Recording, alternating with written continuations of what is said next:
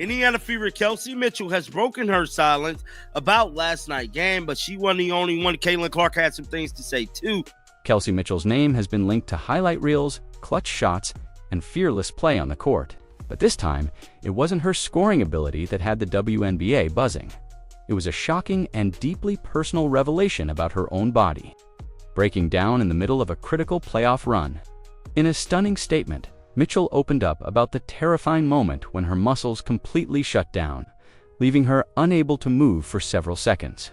Kelsey Mitchell suffered from a rhabdominalis, a rare muscle injury, on Tuesday. Basically, from what I heard in the little research I did, I can't really pronounce the word too good, but you suffer from this type of injury when your body shuts down. And treatment includes IV and PT. The Cleveland Clinic says most recovery from rhabdo, but can have lingering muscle weakness for a few weeks. More on the conditions. Fans watched in disbelief as one of Indiana Fever's most reliable stars suddenly collapsed. But no one knew the full story until Mitchell spoke out.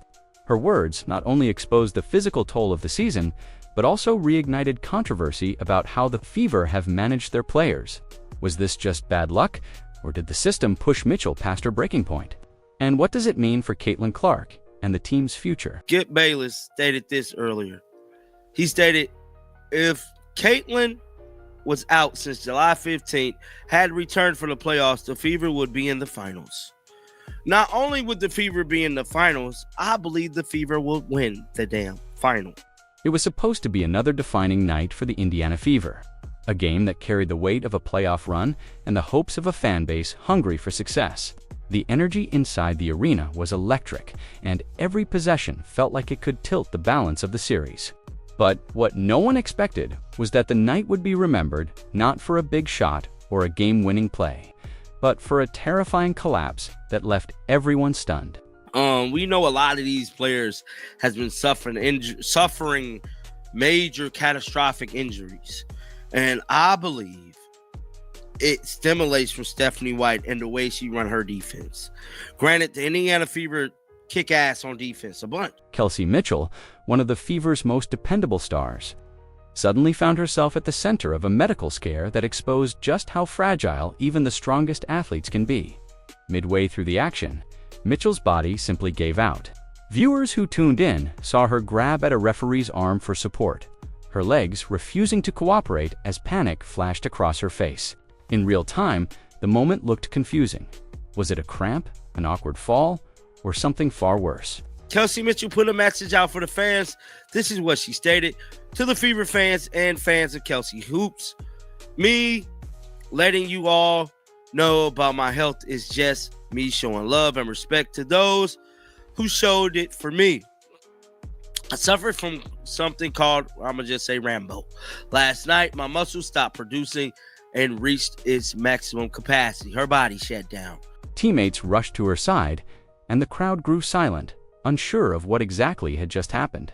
For a few harrowing seconds, Mitchell couldn't move her lower body at all. Those closest to the court described it as an almost surreal scene, the type of collapse that sends a chill down the spine of anyone watching. At first, the reaction was mixed.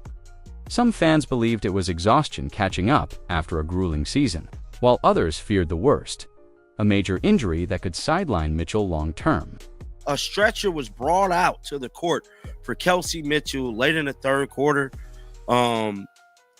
Fortunately, she was able to get up on her own will. She wasn't able to walk off. She actually had to be carried off the court.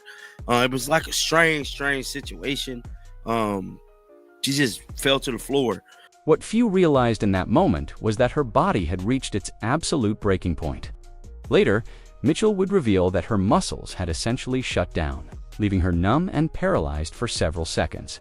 It wasn't just fatigue, it was her body sending the ultimate warning sign. This was more than just a scary in-game moment. It highlighted the immense pressure players are under in the playoffs, where defensive intensity ratchets up and coaches demand every ounce of effort on both ends of the floor. Mitchell had been pushed to her limits, and the physical toll became undeniable in front of a national audience. No other team in the league has suffered injuries like this team. They're literally their whole damn starting half of their team, more than half the team has got hurt. The incident forced everyone from fans to analysts to her own teammates to reconsider what had really been happening behind the scenes in Indiana. The eerie silence inside the arena when Mitchell went down told the full story. For those few moments, it didn't matter who was winning or losing. It didn't matter what the scoreboard said. What mattered was whether Kelsey Mitchell would be able to get back up, walk off the floor, and continue the career she had fought so hard to build. When she finally did rise, it was a relief. But it was clear that something was seriously wrong. The Fever may have continued to play, but the game itself no longer felt the same. Everyone watching knew this wasn't just a small setback. This was a turning point. And as shocking as the sight of Mitchell's collapse was, what she would reveal afterward would prove to be even more stunning. I blame this shit on Stephanie White and the front office. The injuries and the reason why Caitlin's not playing. Because this is just my theory. If it ain't broke, don't fix it. I believe that's the mentality that the front office had. Alexa with ESPN just stated Indiana Fever guard Kelsey Mitchell has been ruled out for the remainder of the game. When the dust settled after that frightening scene on the court, fans were desperate for answers. What exactly had happened to Kelsey Mitchell? At first glance, it looked like a cramp or simple fatigue, but the truth turned out to be far more unusual and alarming. In her own words, Mitchell revealed that she had suffered from a rare muscular condition that caused her body to essentially shut down mid-game. Her muscles stopped producing positive blood flow, leaving her paralyzed for several seconds. This was not your standard sprain, strain, or cramp. This was something much more severe. The medical term is difficult to pronounce, but in short, it's a rare condition where overexertion forces the body beyond its limits, shutting down muscle function and flooding the bloodstream with toxins. Fans may have dismissed the collapse as just another injury scare, but doctors were quick to point out how dangerous this could have been. Left untreated, it can lead to long-term muscle damage and lingering weakness that lasts for weeks. In Mitchell's case, it was a terrifying warning sign that her body had reached maximum capacity. The detail that stunned many was her description of the event. She admitted she felt numbness and paralysis in her legs, a loss of movement that lasted between 5 and 7 seconds. For a professional athlete in the middle of a playoff battle, that kind of physical betrayal isn't just frightening, it's career-threatening. Mitchell herself confessed to panicking in the moment, believing the worst as she realized her body would not respond. To make matters worse, she wasn't immediately aware of what was happening. It wasn't until later, under medical evaluation, that the condition was identified. Treatment for this type of muscle shutdown isn't as simple as rest or ice. It requires 4 fluids, physical therapy, and close monitoring by medical professionals. Recovery timelines vary, but even with the best care, athletes can experience lingering weakness. For Mitchell, the ordeal was more than just physical. It shook her confidence and forced her to confront the reality that even elite athletes are not immune to the limits of the human body. The WNBA has seen its share of injuries, but this one struck a different nerve. It wasn't the result of contact or a dirty foul. It wasn't something that could be blamed on bad luck or poor conditioning. This was a breakdown brought on by relentless pressure and the demands of an unforgiving schedule. Fans were left questioning whether Mitchell had been pushed too hard by her team, and whether the Fever's style of play contributed to the collapse. Her honesty about the injury stunned the league. Because players rarely reveal so much about their physical struggles in real time, Mitchell didn't just confirm that she was hurt, she pulled back the curtain on the kind of silent suffering athletes endure to keep competing. And while the explanation provided some relief, it also sparked a bigger question. Why did it take a medical scare for everyone to notice how much she had been pushed past her limit? As the truth about Kelsey Mitchell's injury came to light, a new debate quickly surfaced. Was this just an unfortunate medical anomaly, or did the Fever's style of play push her body past the breaking point? Many players and analysts pointed to the relentless defensive schemes the team had been running all season. In short, Indiana's defense wasn't just aggressive, it was punishing, and Mitchell may have been the one who paid the highest price. Fans who watched closely noticed the problem. Long before Mitchell went down, Fever guards were being asked to pressure opponents far beyond the three-point line, even on players who were not reliable shooters. It left Indiana scrambling, overexerting, and constantly chasing matchups that didn't make sense. Clips from the playoff series revealed countless instances where players like Jordan Canada, a career 25% shooter from three, were being guarded like elite sharpshooters. Mitchell was often one of the players thrown into these exhausting matchups. This type of defensive overcommitment might look like effort and grit on the surface, but in reality, it drained energy reserves at a dangerous rate. A grueling schedule combined with defensive demands that pushed players into awkward, high-intensity situations meant there was no room for recovery. For Mitchell, who had carried a heavy workload throughout the season, the body eventually rebelled. Her rare muscle shutdown was not just random bad luck. It may have been the predictable outcome of an unsustainable game plan. To put it into perspective, NBA fans often talk about how stars like Steph Curry are never matched up defensively with players like Dennis Rodman. Why? Because the physical toll would be absurd. Yet that was essentially what Indiana was asking its players to do: defend at levels far beyond logic. Regardless of opponent strengths, over time, this didn't just put the Fever at a strategic disadvantage, it also risked the health of their most important players. Even within the locker room, frustrations began to simmer. Some players quietly questioned the adjustments, or lack thereof, as they watched teammates wear down. Mitchell's collapse became a symbol of those concerns. A flashing red light that perhaps the team's defensive philosophy wasn't just ineffective, it was dangerous. It was one thing to lose a game because of poor strategy. It was another to lose a star because her body had been run into the ground by that strategy. The timing of the injury made the controversy even sharper. This wasn't preseason or a meaningless regular season matchup. This was the postseason, when every second mattered and every decision was magnified. For fans, it felt like the Fever had gambled with their players' health, and Mitchell was the one who lost. What stung even more was the realization that this defensive chaos might have cost the Fever more than just Mitchell. Because while she fought through the collapse, there was an even bigger story lurking in the shadows: the absence of Caitlin Clark, and the haunting what-if scenario that continues to divide Fever fans to this day. As Kelsey Mitchell's frightening collapse replayed across highlight reels and news segments, another name kept surfacing in the conversation: Caitlin Clark. The Fever's rookie sensation had been sidelined since mid-July with what was described as a groin injury.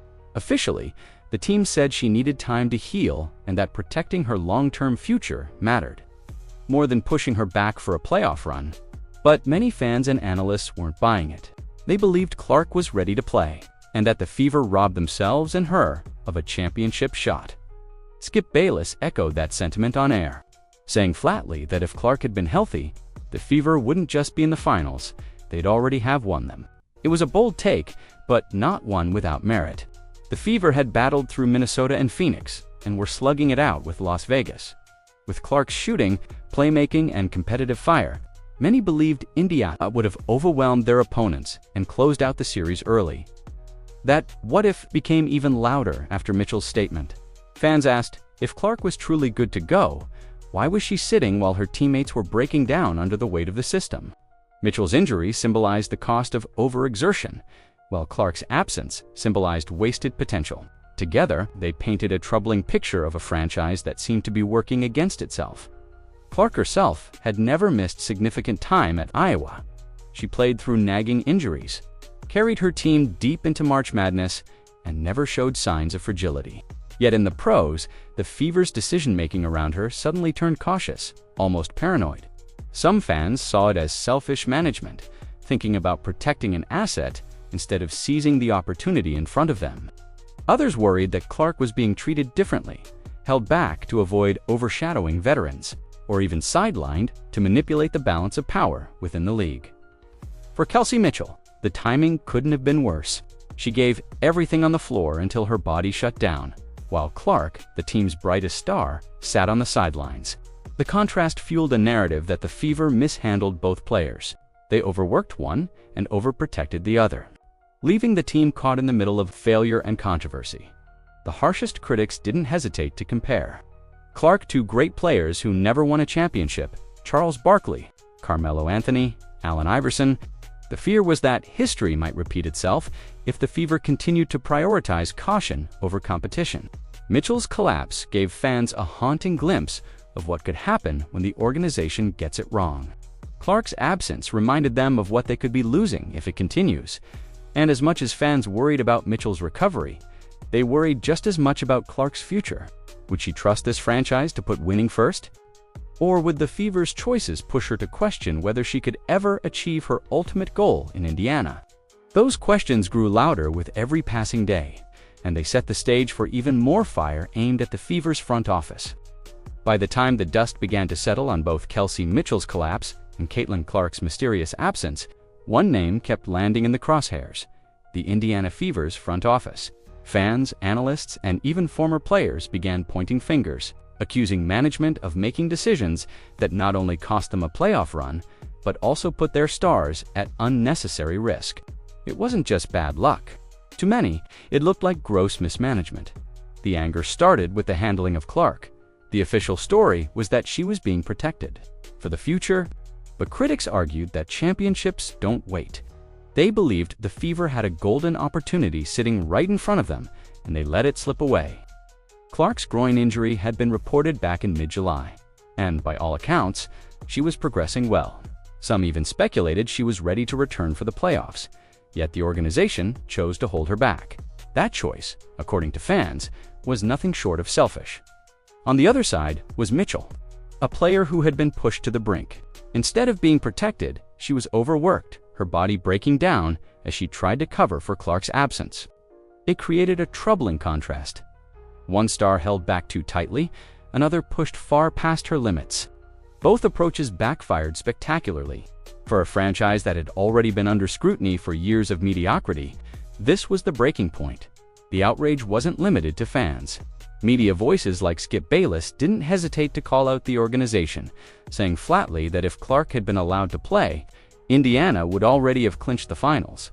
Others took it further, accusing the Fever of sabotaging their own shot at glory. After all, a long Clark career means consistent ticket sales and national attention. But a championship run in her rookie season, that would have been historic, and the Fever let it vanish. The comparisons started flooding in. Charles Barkley, Carmelo Anthony, Allen Iverson, legendary talents who never won it all. Could Clark join that list because of an organization too hesitant to gamble on greatness? That fear gnawed at fans, who saw in Mitchell's injury a chilling metaphor. If this is how the Fever handled their stars, how long before Clark herself begins questioning her future in Indiana? The front office, meanwhile, remained mostly silent, a move that only fueled speculation. Transparency could have eased tensions, but instead, their silence gave the impression that they were dodging accountability. To the public, it looked like they gambled with the health of one player while caging the other, and the entire season collapsed because of it. For Kelsey Mitchell, her bombshell statement didn't just reveal her personal struggle, it unintentionally shined a light on everything wrong with Indiana's decision. And as the criticism built, fans demanded answers. The question wasn't just how Mitchell would recover. It was whether the Fever's leadership could recover from the backlash that was now consuming them. When Kelsey Mitchell finally broke her silence, the entire WNBA world stopped to listen.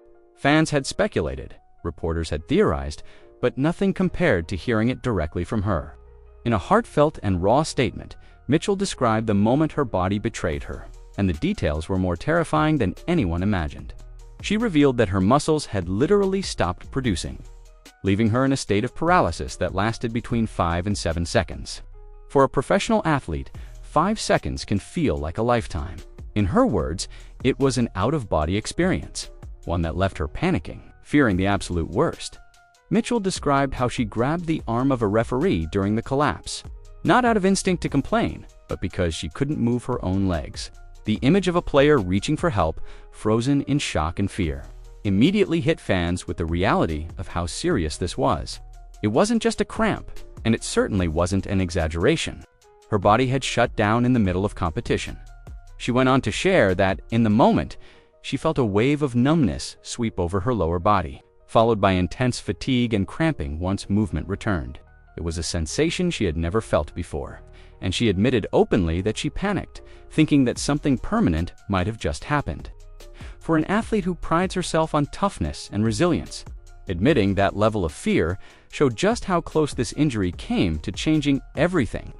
But beyond the frightening details, Mitchell's message carried gratitude. She thanked God for covering her in that moment, crediting her faith for getting her through the scariest seconds of her career. She also gave thanks to the Fever medical staff, the opposing team's trainers, and the hospital staff who treated her quickly. Despite her pain, she made it clear she wasn't bitter. Instead, she was grateful to be alive, walking, and able to continue her recovery. Her words connected deeply with fans because they weren't filtered through press releases or carefully crafted team statements. They came directly from her, full of emotion, honesty, and humanity. Mitchell made it clear that she played until her wheels fell off, acknowledging the sacrifices she made throughout the season for her team. That line alone resonated with supporters who had seen her pour everything into the game, only for her body to give out under the pressure. The response was immediate. Fans flooded social media with messages of support, prayers, and respect for Mitchell's courage in speaking so openly. But her message also had another effect. It reignited the conversation about how the Fever had handled their players. Because if Mitchell's body shut down from overexertion, who was really at fault? The player who gave it all, or the system that demanded too much? Her statement wasn't just a medical update, it was a bombshell. And while it earned her admiration, it also placed even more heat on the Fever's leadership, forcing everyone to wonder if the organization's decisions were driving their stars into the ground. The moment Kelsey Mitchell's statement hit social media, the WNBA community erupted. What had initially seemed like a mysterious mid-game collapse was now revealed as something far more serious, and fans quickly realized the full weight of her words. The sympathy was immediate. Supporters from across the league, even rival fan bases, rallied behind her with messages of encouragement, prayers, and praise for her courage. But alongside the sympathy came a storm of outrage directed straight at the Indiana Fever.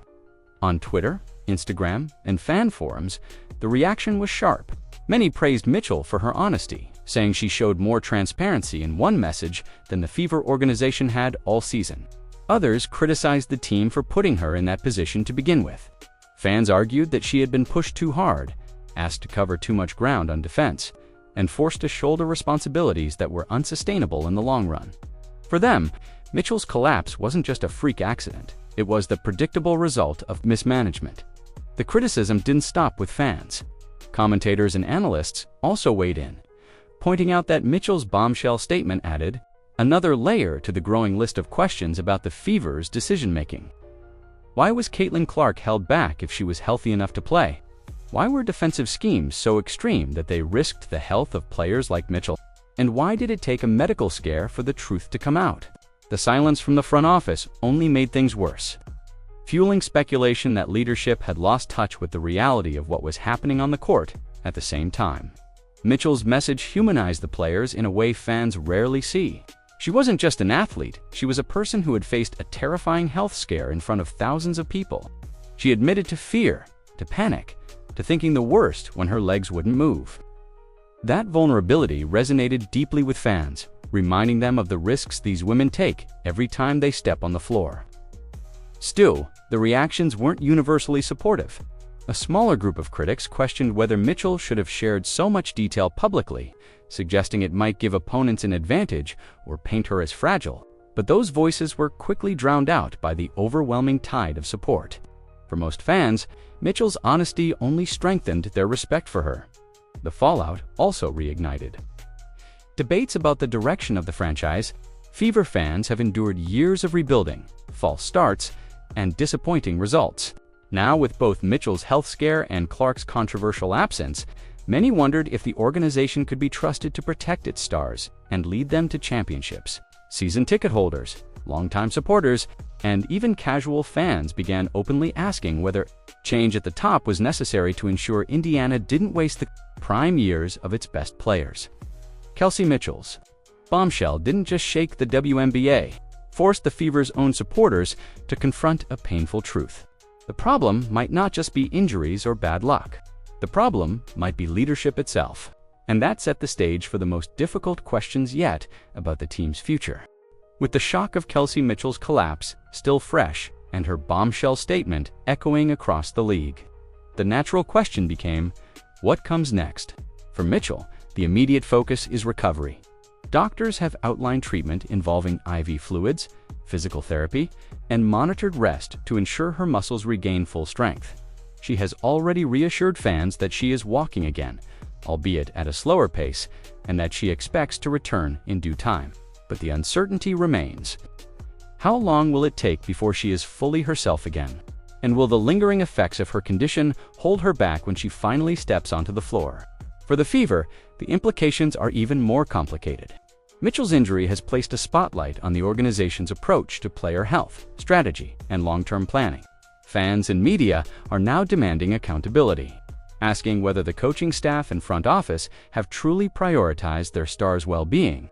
The contrast between Mitchell's collapse from overexertion and Caitlin Clark's controversial absence has left the team caught in a storm of criticism. It is not just about one game or even one season, it's about whether Indiana can be trusted to build a sustainable future for its players. The bigger question hangs over Clark's head. If the Fever continue to mishandle situations like these, will she remain loyal to the franchise? Clark is not just a talented player. She is a once-in-a-generation star who has the power to shape the WNBA's future. The organization's ability to protect her, support her, and put her in position to win will determine whether she thrives in Indiana or begins to look elsewhere down the road. Mitchell's injury has now become a case study in what happens when that balance is mishandled. Meanwhile, for Mitchell, her words have created a legacy beyond basketball. By speaking openly about her experience, she has shed light on the hidden physical and emotional battles athletes endure. Her honesty turned a private medical scare into a public conversation about health, resilience, and sacrifice. Fans will remember not just her shooting and scoring, but her bravery in pulling back the curtain when she didn't have to. Looking ahead, the Fever's season may be over, but their biggest challenges are just beginning. Can they rebuild trust with their fan base after a season marred by controversy and heartbreak? Can they prove to Mitchell and Clark that their futures are safe in Indiana? Or will this moment be remembered as the turning point where the Fever's leadership failed to rise to the occasion? Kelsey Mitchell's stunning statement left the WNBA rattled, but it also left behind an uncomfortable truth. Championships aren't just lost on the scoreboard. They're lost in decisions made behind the scenes, in how teams handle their stars, and in whether players feel valued enough to keep giving their all. For Mitchell and the Fever, the next chapter will decide if this collapse was a painful lesson or the beginning of something even more damaging. Kelsey Mitchell's stunning statement was more than just a personal update, it was a wake-up call for the entire WNBA. Her frightening collapse on the court revealed how quickly the body can give out when pushed to its limits. But it also exposed deeper issues. Inside the Indiana Fever, the contrast between Mitchell playing until her body shut down and Caitlin Clark being held back despite appearing ready-fueled, outrage and raised questions about the franchise's leadership. Fans were left asking if the Fever sacrificed a championship opportunity out of fear and poor planning. Mitchell's honesty gave the league a raw glimpse into the physical and emotional toll of the game, while reminding everyone that these athletes aren't just stars, they are human beings. Now, the spotlight shifts to Indiana's front office. Can they regain trust and protect their future, or has this bombshell permanently changed the Fever's trajectory?